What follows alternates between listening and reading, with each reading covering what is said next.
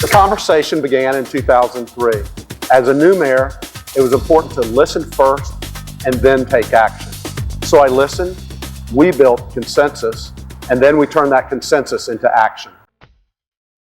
You asked me about living green.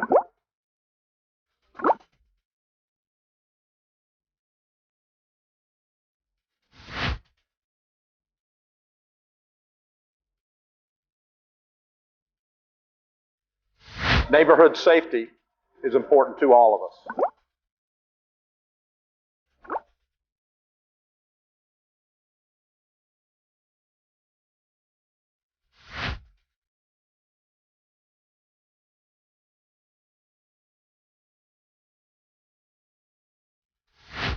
We talked about an inclusive workforce and jobs.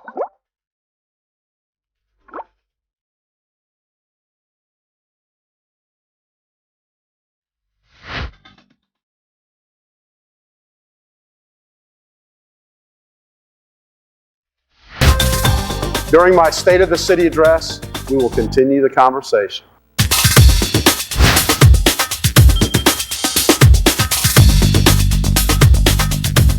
Ladies and gentlemen, we are pleased to introduce City of Orlando resident Aida Gonzalez, who lives in the Vista East neighborhood in the southeast part of our city. Aida currently serves as her Homeowners Association president and is on the city's certification board. A graduate of the Mayor's City Academy, Aida works in partnership with the city to keep her neighborhood a great place to live. Please welcome Aida Gonzalez.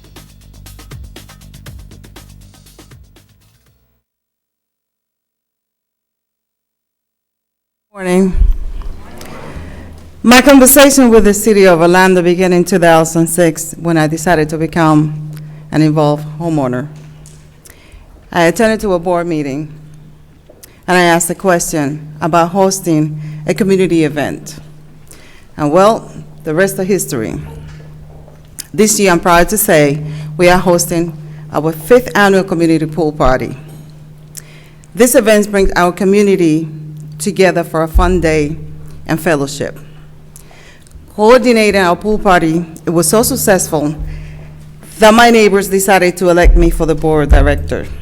It is an honor. However, I didn't have a clue how to lead a community association. Determined to find my way, I connected with the city to assist me in my new role. I am proud to say that the city provided training and resources needed for me to be successful. My success is our neighborhood success.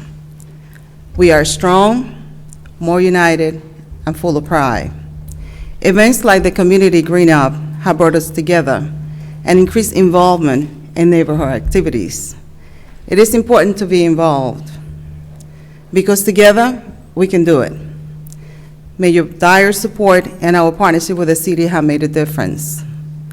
My conversation is far from over. My mayor is listening, and together we are building a better city. Please join me in welcoming our mayor, Mayor Dyer.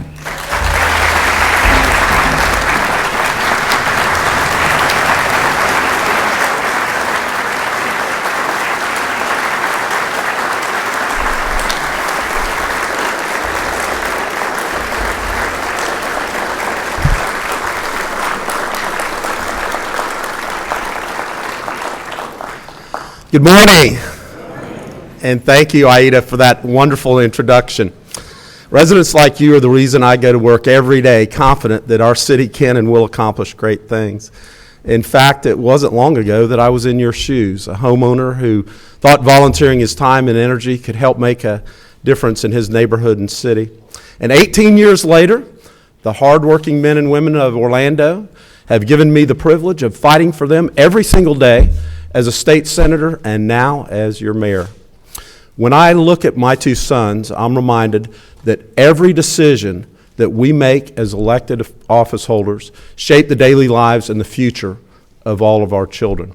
And I want our residents to know that I'm working for their families just as hard as I work for my own, because when your family succeeds, it helps our city succeed.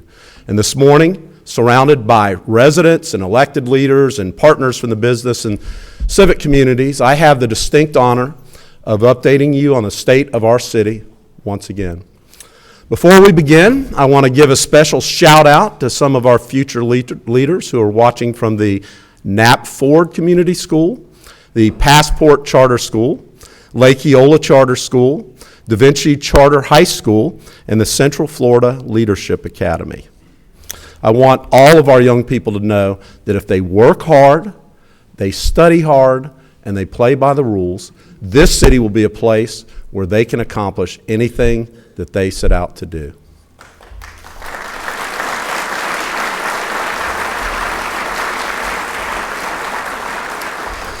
I also want to give a special hello to our seniors who are holding 2 watch parties at 2 of our community centers.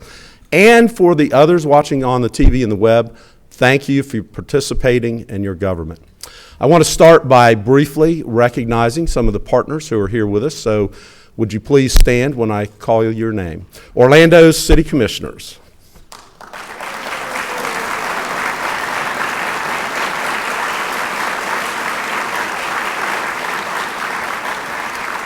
Thank you for your willingness to work together to serve our residents. Orange County Mayor Teresa Jacobs and our Orange County Commissioners.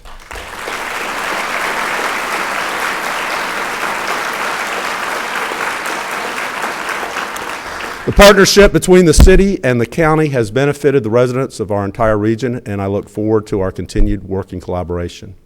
Would all of our elected officials and our partners from the economic development, civic and transportation sectors, the Metro Orlando EDC, the Central Florida Partnership, Metroplan Orlando Links, and our hometown utility OUC, please stand and be recognized.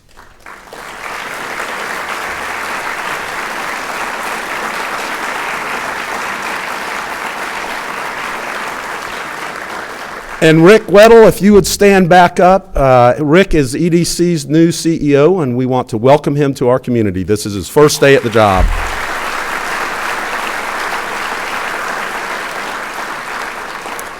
Our academic and healthcare partners from UCF, Florida Hospital, Orlando Health, and the Medical City at Lake Nona.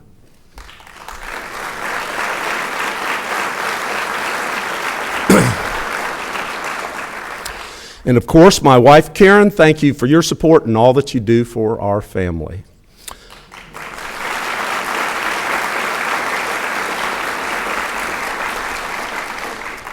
For the last few years, we have considered the state of our city under ominous clouds of the recession. And in that climate, our community worked like never before to withstand the worst financial crisis since the Great Depression. Together, we fought to preserve and create jobs. We've made our neighborhoods safer by reducing crime by record levels, and we've cut taxes, keeping money in residents' pockets when they need it most. We've also made it easier for businesses to operate. But despite our progress, and there's Karen,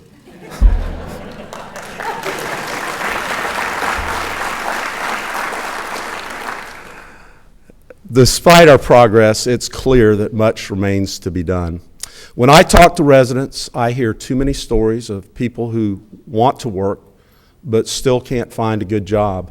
And my heart breaks when I see children in need because of this economy. And hearing economists say the recession is ending offers many of these families no comfort.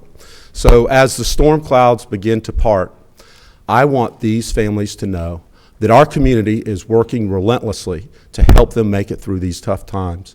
I want them to know that we're fighting to make sure that better days are ahead. And because of the hard work of so many people, the state of our city remains strong. No city in America is better positioned to come out of recession faster and stronger, and no city in America is better prepared to own the new century. Now, that's not an exaggeration.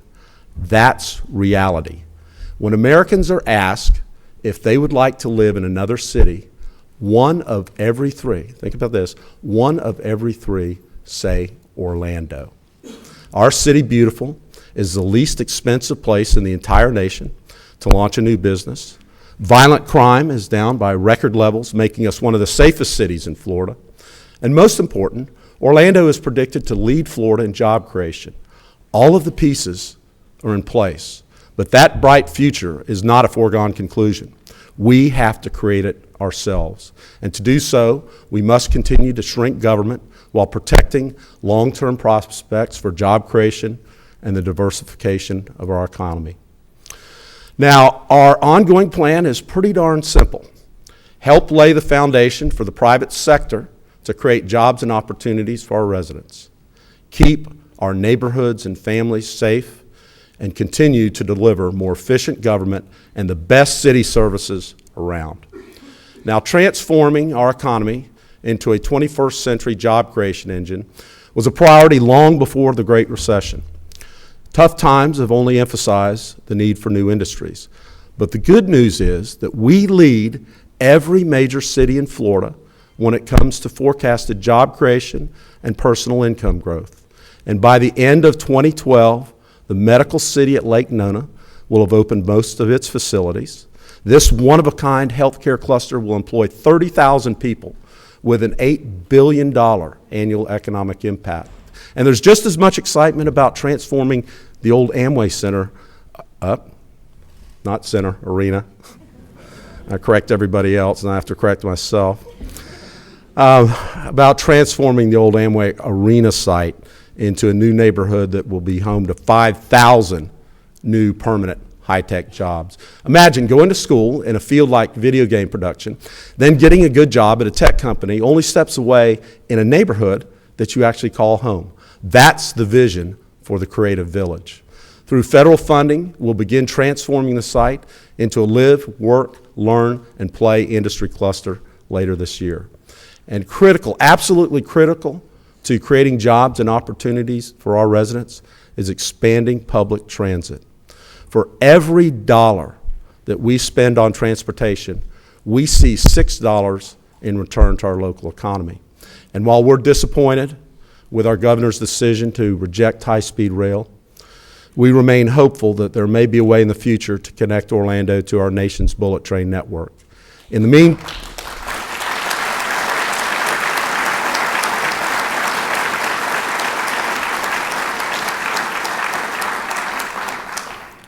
the meantime, we have to stay focused. We're focused on breaking ground on Central Florida's first commuter rail line called Sunrail.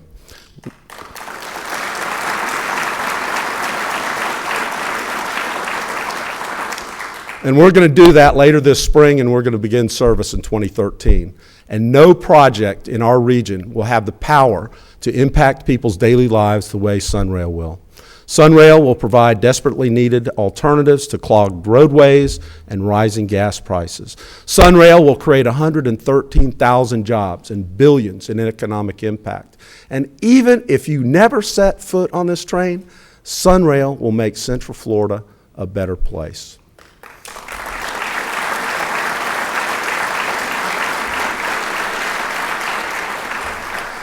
Now, we know that government can't end a national recession, but it can play a role in helping residents and business make it through tough times. And that was the idea behind Strengthen Orlando, which we launched in 2009.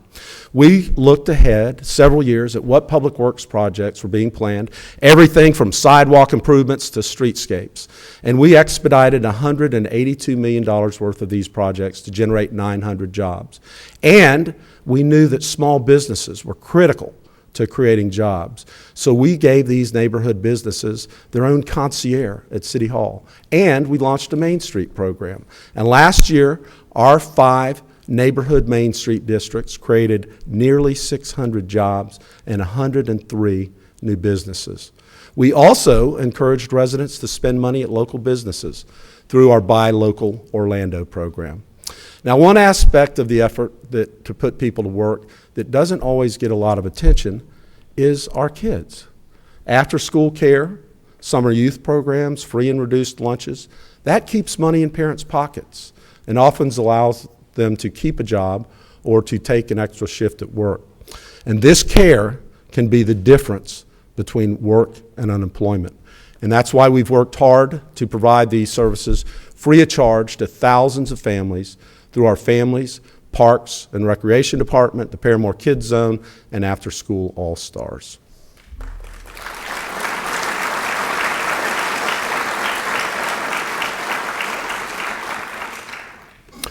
As our economic picture changes, so do the needs of our community. In the next phase of Strengthen Orlando, we're suspending transportation impact fees on existing buildings to encourage small business to reactivate dormant property. We're also relaunching our business assistance program, offering small grants to businesses. And a few $1,000s per business may not seem like much in this scheme of things, but often this funding is the difference that allows a small business to open its doors and begin hiring. We're also extending our agreement with UCF to allow our city's business incubator to keep providing support for entrepreneurs. Above all, if there's something that's putting people to work in our city, we're going to make every effort to make sure that we keep it afloat and see that it helps more people. And to that end, we're committed to funding an additional 5 years for our Main Street districts.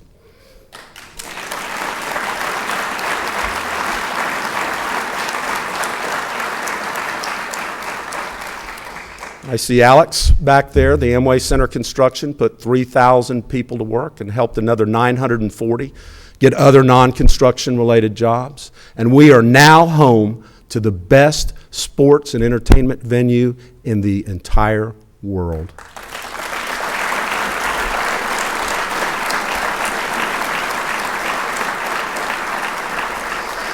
The Amway Center is also helping to revitalize Church Street, and is a big reason that 142 new businesses opened in downtown last year.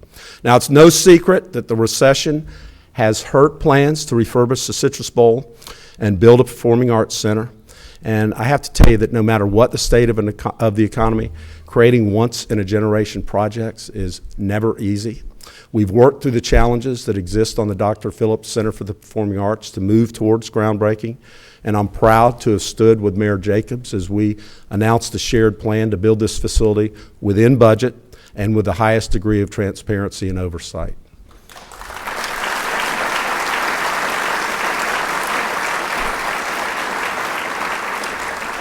Many residents have expressed concern that our ailing tourist tax has left the full Citrus Bowl renovation in limbo. The Citrus Bowl is a vital part of our community, and as our economy recovers, we'll do everything possible to see that it gets the upgrade it deserves so that we can retain our bowl games and compete for new events that will bring fans and dollars into our city.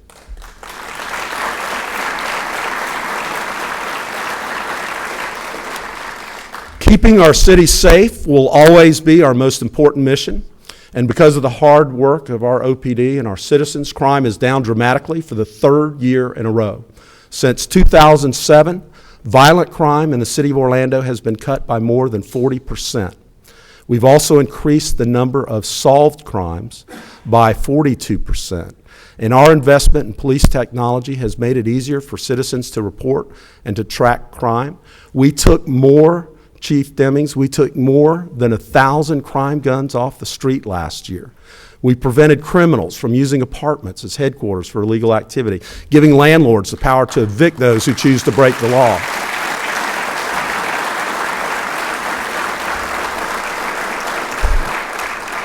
And iris cameras, smart cameras, are protecting Paramore, downtown, and the I-Drive corridor. They've helped officers intercede in more than 400 crimes. And today, residents of Metro West will begin benefiting from these same safety cameras. And while technology is important, it can't replace what the men and women of OPD do every day.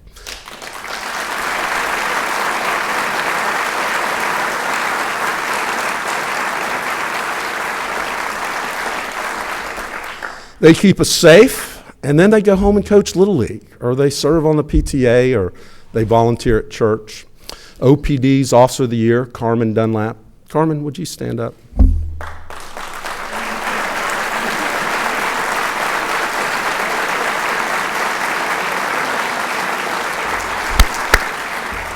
Carmen is a shining example of this dedication. Officer Dunlap took 50 felons off the street last year. She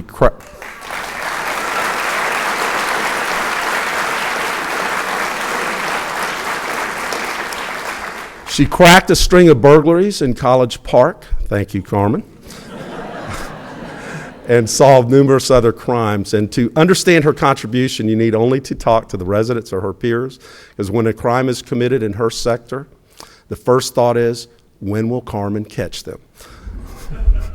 Officer Dunlap, Chief Demings, and all the men and women of OPD, thank you for your service to our residents.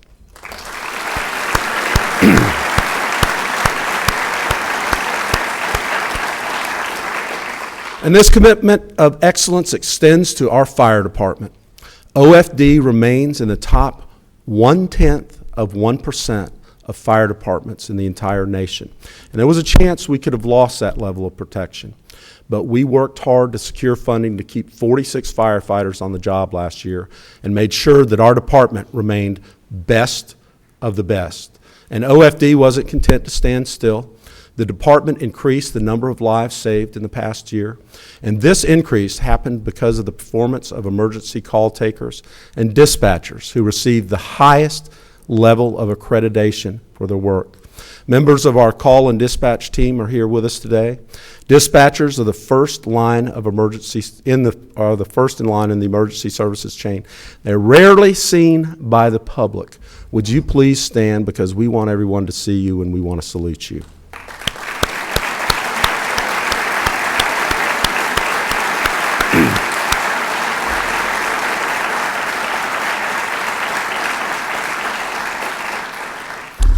Chief Miller and all of the men and women of OFD, thank you.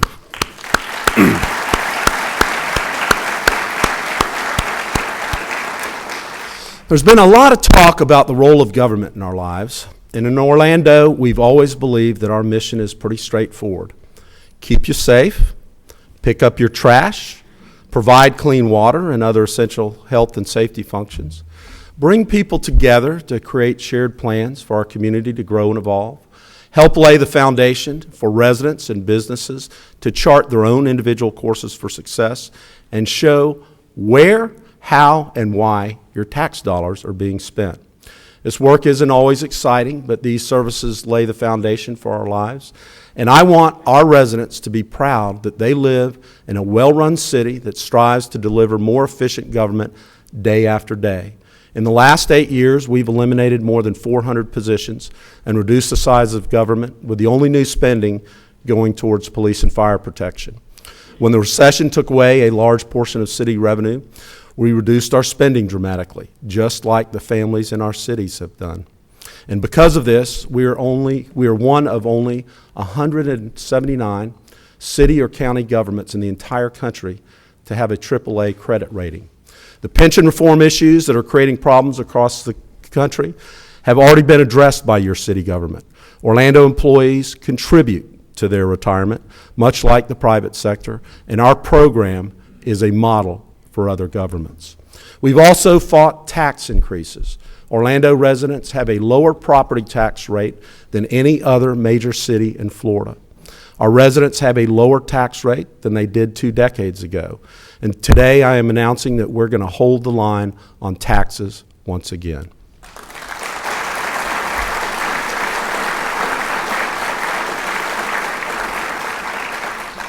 Keeping money in the wallets of our citizens remains critical to our recovery. It's also the right thing to do. And protecting our environment is also the right thing to do. And in just a few years, Orlando has become a leader in the area of sustainability. Our green commitment is also saving our government and our residents real money. By the end of this year, our city government will save $1.7 million annually in energy costs.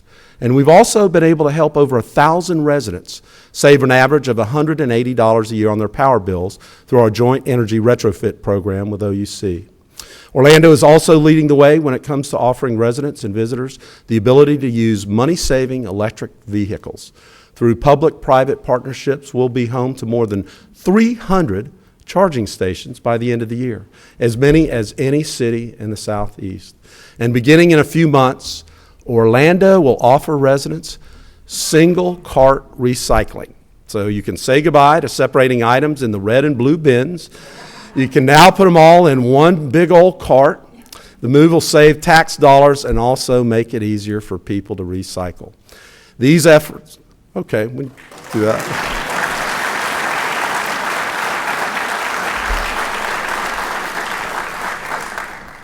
These efforts are important, but we know that volunteers like Aida Gonzalez are the most powerful force there is to make our city a better place. Aida, we want more residents like you in action. To make that a reality, Orlando has been selected as one of 20 cities nationwide to launch a Cities of Service program. And this groundbreaking initiative will engage thousands of people in our community as volunteers to bolster youth education and prevent youth crime.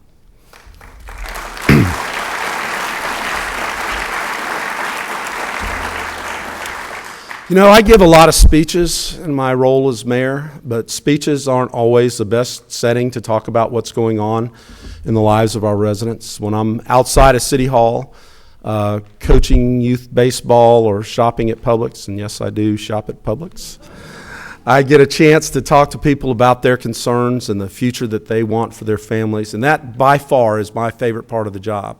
And I want to bring that experience to the state of the city today. So in a moment, I'm going to step away from the podium and we're going to have a bit of a conversation. We've asked our residents what's most important to them, and many have submitted questions ahead of time. But we'll also talk to the folks in this room. But first, I want to close my formal remarks with the answer to one of the questions that I am most often asked. Buddy, what's the biggest challenge facing our city? And my response is always the same. The biggest challenge we're facing is always changing. But the key to overcoming all of these challenges is constant, and that is partnership. Collaboration is the driving force behind every success we've had in the last few years. And I know that it sounds simple, but it doesn't happen everywhere. Washington has become paralyzed by divisiveness, and while similar conflicts exist here, we flat out refuse to get bogged down by politics or petty jurisdictional differences that could divide us. And we've chosen instead to spend our energy building consensus and working together. And our residents expect and deserve no less. We've searched for a way to express this ideal. And I was reminded of a 3-word lesson taught on the youth playing fields right here in our community. Together, we will. Exactly what does that mean? Well, it reminds us all that whatever our goal is, accomplishing that goal must begin with partnership. How are we going to help our neighbors make it through these difficult times? Together, we will. How will we create new careers and new industries for our residents? Together, we will. How will we keep our neighborhoods safe? Together, we will. And how will we ensure that Orlando is the best place anywhere to live, work, learn, and raise a family? Together, we will. Thank you. God bless America, and God bless the city of Orlando.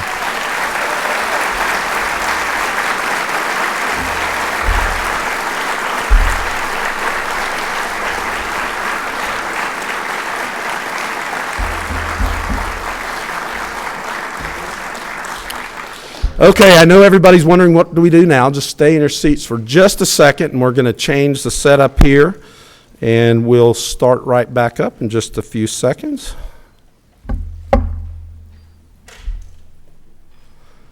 This would be the pregnant pause part of the program.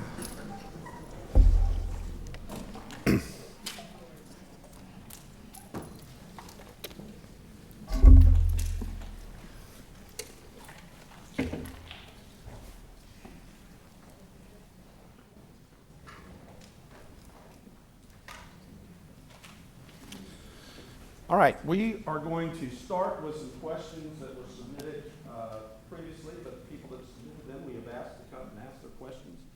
We're going to start with Joshua. Joshua. Good morning. So my name is Joshua. I'm a resident here, downtown Orlando. And my question is, what are you going to do in 2011 moving forward to attract new business here to Orlando and also to reduce crime? To work with OPD in 2011. Okay, Joshua, you got 2 questions. I slipped away. And I'll take the economic development or business development part of it first. We have to continue to create an environment that allows businesses to succeed. And as I mentioned in my speech, We are one of the least expensive places in the country to start a new business. We're always ranked very high for entrepreneurs, and we want to foster that type of environment, an environment that encourages creativity and innovation. We also want to make sure that we have an environment that creates a quality workforce. So that's quality of life issues, whether it's Sunrail or developing a new performing arts center. When Dr. Reed brought the Burnham Institute here, now the Sanford Burnham Institute, he mentioned that one of the reasons that we were successful in attracting the Burnham here was quality of life issues, so that they could attract the type of scientists that they needed to make their business successful. On the crime part, we have been extremely successful in the last few years in combating crime and driving it down, and in large part because the community has been involved. We have the best trained and equipped police force in the entire state, probably as well as anybody in the entire country. So we've got a quality OPD, but it's just as important, the chief would tell you, to have the interaction with the community, people that are willing to be part of that process and keeping their own neighborhood safe. And I am really proud to report that we have doubled the number of neighborhood watch in the city of Orlando, and we are close to 800. Thank you.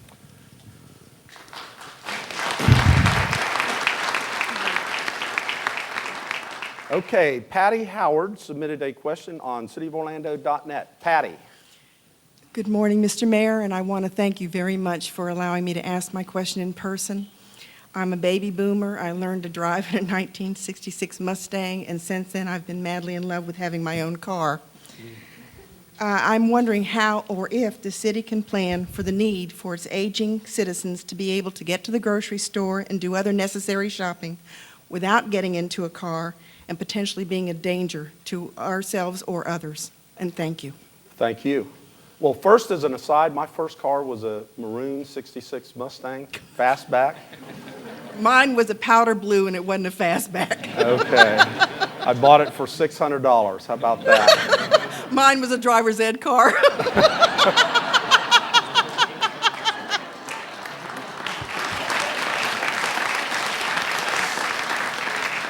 Wow, now I forgot the question.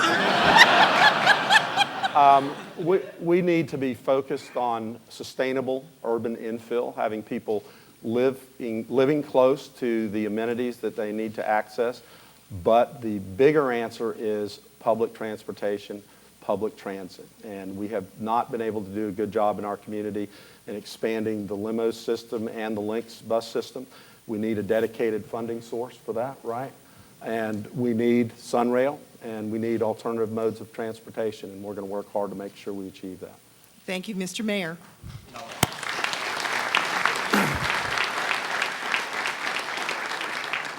Major Andrew Kelly with the Salvation Army. Good morning, Mayor Dyer. Thank you for this opportunity.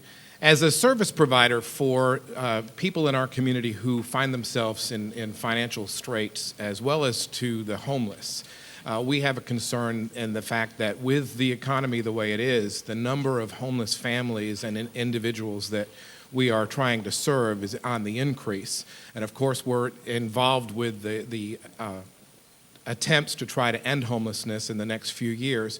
And we realize that part of the way to do that is to be able to work with those who find themselves homeless. And we are having a difficult time with having to turn away complete families simply because we don't have enough space. And we're working on a project to propose to the city very soon to expand our services for families. And our concern is there a possibility that the moratorium on the bed space in the Paramore District may soon be lifted so that we can provide the space that's needed to get the homeless people off the streets of our city beautiful? I will concede to you that the issue of homelessness is the most complicated issue that we confront on a daily basis.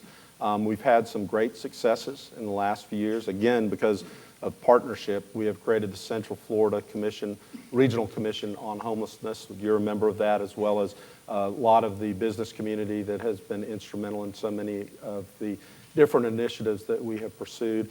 We have made a priority of creating transitional housing for the homeless. By the end of the year, the Central Florida Commission should have 50 beds up and running, and our Orlando Housing Authority likewise has another 50. We need to look at expanding services, not just in Paramore and downtown Orlando, but through the 3 counties, because there are homeless people in Seminole County. There are homeless people living in the woods in eastern Orange County and down in Osceola County, but we're willing to work with you. Thank you.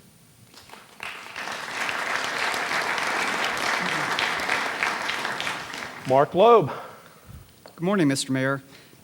You've set out some ambitious targets in the innovative GreenWorks Orlando program, and you've touched on it a little bit this morning. Could you please expand on what the city is doing and how this can protect the environment and lead the economy?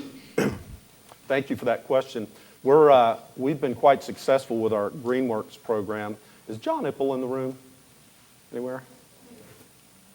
Okay, that's Mr. Green in the city of Orlando, and he has done a fantastic job. We've pretty much unleashed him to figure out any way that we can make our city more sustainable, and there's so many different programs that we've worked on. And again, it's in partnership. We have partnerships with Orange County. We have partnerships with OUC. One of the very successful programs we have is a Green Neighborhoods program, where we're using Orlando's federal funding in partnership with OUC to go in and do energy audits in homes around the community. We picked 6 neighborhoods, and they were the 6 neighborhoods in the individual commission districts that were the least energy efficient homes. So it wasn't the biggest homes, but it was the homes that on a per square foot basis used the most energy. So that was bad news generally to those neighborhoods. The good news was that we were there to help, and they could get upgrades on things like insulation and lighting that would cost up to $1,000, and we have done over 1,000 homes already. We have partnerships with GE and Nissan. I mentioned the electric vehicles. We're a solar city. We're looking at all types of different alternative forms of energy. We're saving money in the city of Orlando. We've switched all of our traffic signals out to LED, and then we're building greener. Every fire station that we've built in the since I've been mayor is a LEED certified fire station. The Amway Center is a LEED certified building, and we're making it easier for private communities, commercial developers to also become LEED certified. So a lot of work, and there's more information on that one on our website. Thank you, Mayor.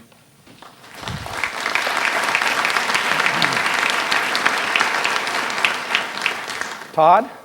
Yes, sir. Thank you for taking my question. Some of what I had a question on, you did address in your speech, and appreciate it. The biggest question I think I have as a resident, long-term resident of the city of Orlando is, do you believe that you are leading us with all the various projects in a financially responsible manner in projects that are going to be able to complete?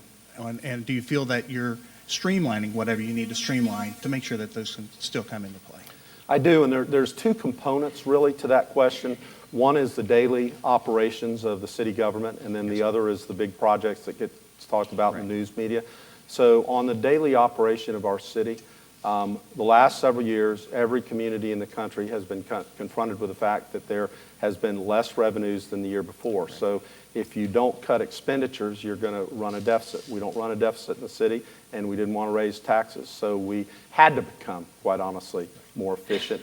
When I became mayor, we had about 16 employees per 1,000 residents. We now have 12 employees per 1,000 residents, and yet we have more police and more firefighters on the job. Every other department has become more efficient. Not that the police and fire departments aren't efficient, just we have more personnel out there working every day. The other thing that we have been particularly prudent about is maintaining our reserves. We set a reserve policy in about 5 years ago of 25% of our general fund. We're currently at 29% and are going to be able to use that extra 4% to make sure that we're in good shape for this budget year.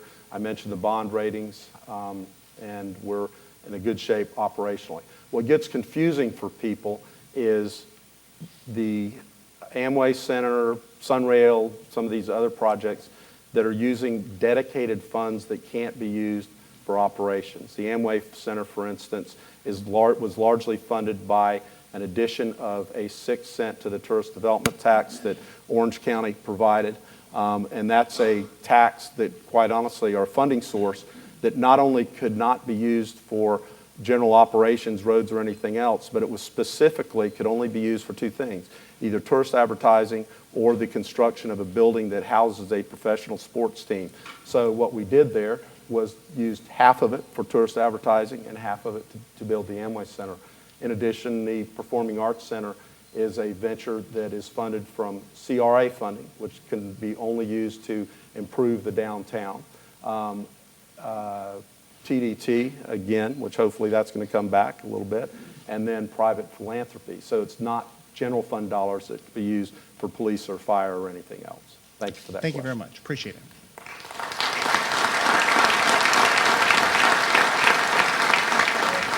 Okay, we had a couple folks that were not able to come today, but we wanted to answer their question in any event. So our next question comes from Ryan on Facebook, who couldn't be here. And Ryan wants to know, how will Orlando benefit from UCF going into the Big East Conference? That's a good one to take, right? I saw Fred Kittinger around here somewhere. Right here. Okay. You want to take that one? Okay. I'll take it. Wouldn't it be great if we got UCF, our hometown university, into a BCS conference? You think of the attention that would be focused if they're playing in the championship game, and they've had such a good team in the last few years.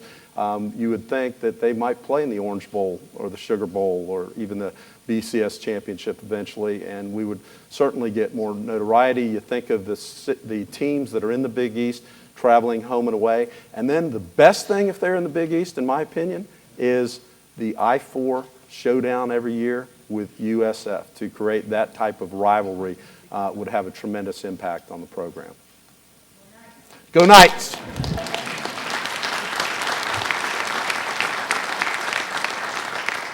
Okay, Gina Duncan contacted me on cityoforlando.net and also couldn't be here, and she wanted to know if I favor a fully inclusive city equality ordinance similar to the one recently passed by Orange County.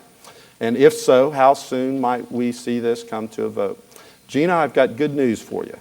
We passed that ordinance back in 2002, and if you don't know what that ordinance is, it does not allow discrimination against people based on sexual orientation. So we have had that since 2002, and we also provide domestic partner benefits. And when you want to talk about economic development, most people will tell you that embracing diversity is very important when companies are looking to move to a community. So just about every aspect of the things we do, whether it's creating good schools, taking care of our kids, or embracing diversity, helps in economic development.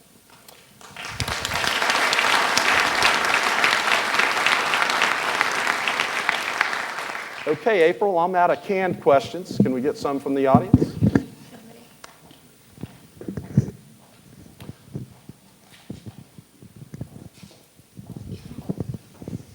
Good morning, Mayor. Eva Pagan Hill. I'm a member of the city's OLA board. And I was wondering, in lieu of all of this, what is your favorite vantage point of the city? All right, finally a softball. Actually, the UCF question was a softball, too. My favorite vantage point in the city is probably over by Panera Bread or the Day Building, looking back west towards the city skyline across Lake Eola when the fountain is working. And by the way, we're going to have a new and improved fountain that'll be up and running by July 4th. And with the sun setting over the buildings, if you come to my office, there is a painting, the only painting I've ever done in my life, and it's not by numbers, but it is a painting of that very view. So thank you for that. Good morning, Mayor Dyer and Barbara Hartley. Congratulations on your new job. Thank you.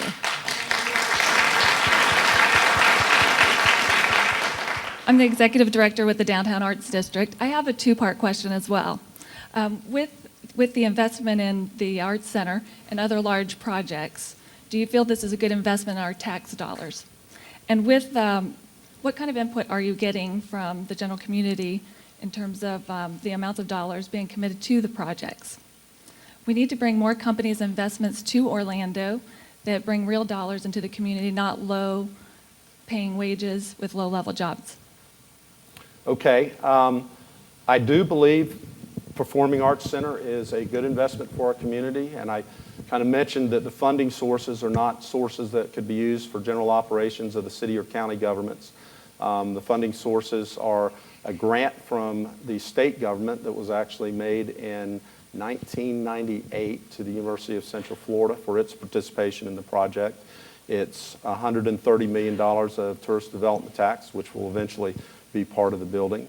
It's a similar amount of money that comes from the CRA. And then, Jim, how much private philanthropy is in there? Jim Pugh, who chairs the DPAC board.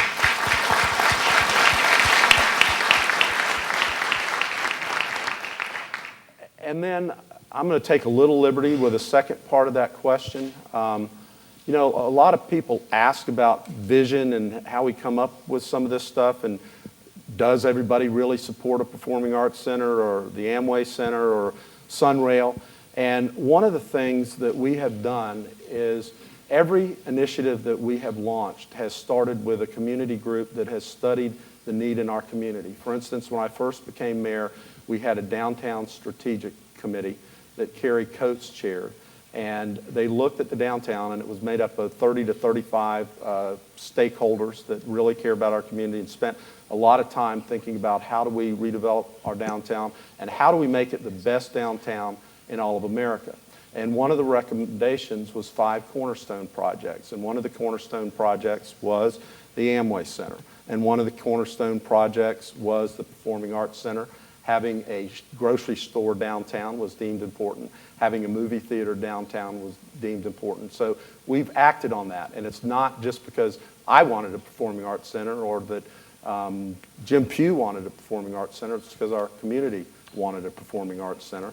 And the other interesting thing about the Performing Arts Center is when this city hall was built, how many ever years ago that was, more than 20 years ago, there was a master plan for this area and for across the street, and it actually included the Performing Arts Center on the very site that we're working to build it on.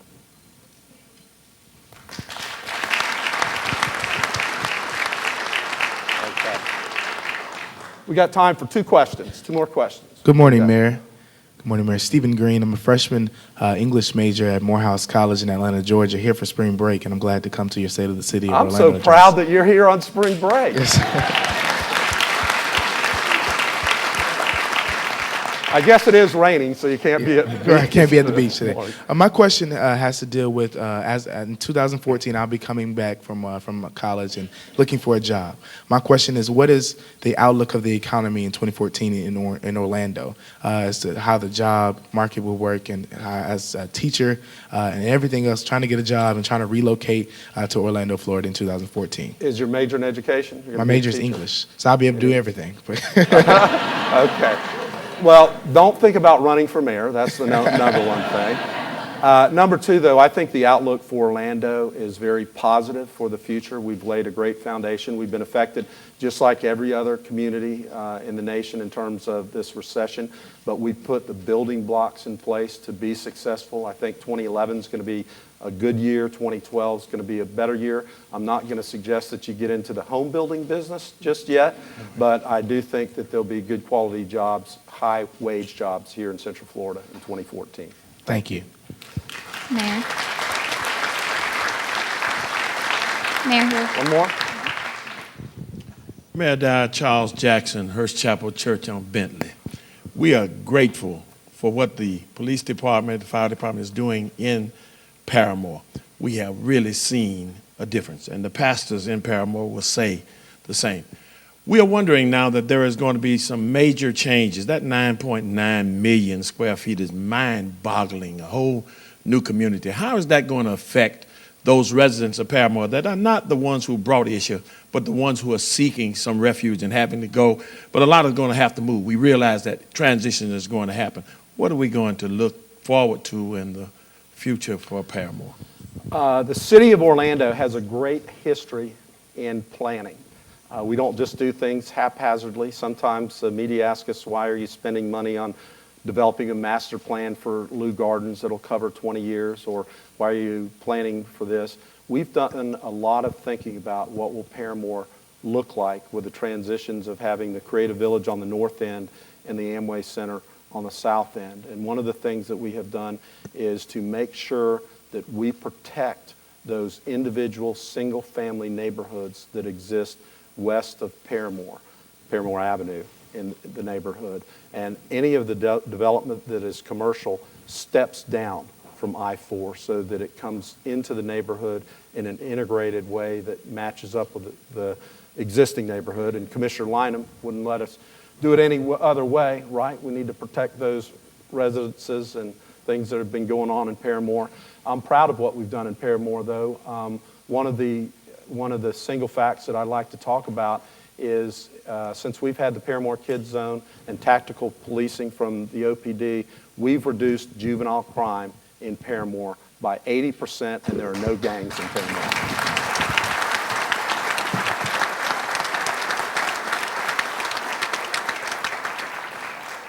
Well, that's our time. I want to thank everybody that came and participated. Did you like the conversation style as well as just the speech style? Okay, it was a little longer. We're going to go down in the rotunda, and we probably have cookies and punch down there, I suspect. Nothing much better than that, but we'll continue the conversation downstairs. So thank you, everybody, for coming today. Thank you, guys. Commissioner. Thanks. She was going to leap on me. They meant transgendered in that question. I know. Okay. She wanted to hear.